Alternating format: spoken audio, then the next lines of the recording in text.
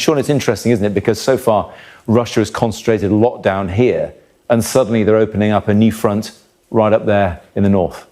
Yeah, absolutely right. And part of the question is the question of why. It was 5 o'clock this morning, the Russians did the attack. It was Kharkiv, but it was the Kharkiv region, which expands quite a lot above that. It's actually now 2 people killed and 5 injured, we understand so far. Vovchansk, as you say, is only 3 miles away from the border there, but that was had to have 3,000 people evacuated from it. The Russian attack was not, it was guided weapons, it was artillery, it was also infantry on the ground. The Russians apparently advanced about a kilometre until the Ukrainians managed to get some reinforcements into the area to stop it. The real question, I guess, from an analysis perspective is why there? And I think there's probably 2 key reasons, one of which, the Belgorod, we've talked a lot about Belgorod. It's only about 20 kilometres inside Russia, and it's a key logistics hub for a lot of their military activity. And the Ukrainians regularly fire artillery shells across it because artillery has just got enough range to get to Belgorod. So President Putin has always said he wants to create a buffer zone, and almost certainly just by pushing Ukraine back, he creates some of that.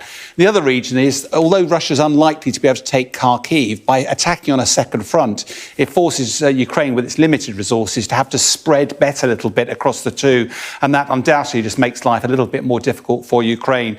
And we've seen the missile attack. This is some footage we've got from the Ukrainian Special Emergency Services in Kharkiv itself. An S-300 missile struck there, but the entire town of Vovchansk has been reporting that there's some artillery rounds coming in. How do we think this fits with Russia's military objectives? Is it the sort of element of surprise here?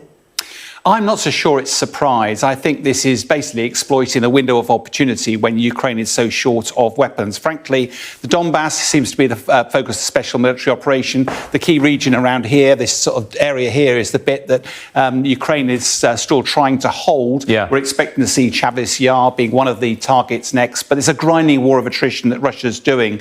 Ukraine seem to be trying to trade territory for time until the next batch of weapons come in, as while Russia but they're also, Ukraine's trying to make Russia pay a really high price for every metre of ground they take. I'm trying to sound positive, but the harsh reality is Russia has momentum, it has initiative, they're really important in warfare, and it's almost certainly going to be a very difficult few weeks for the Ukrainians.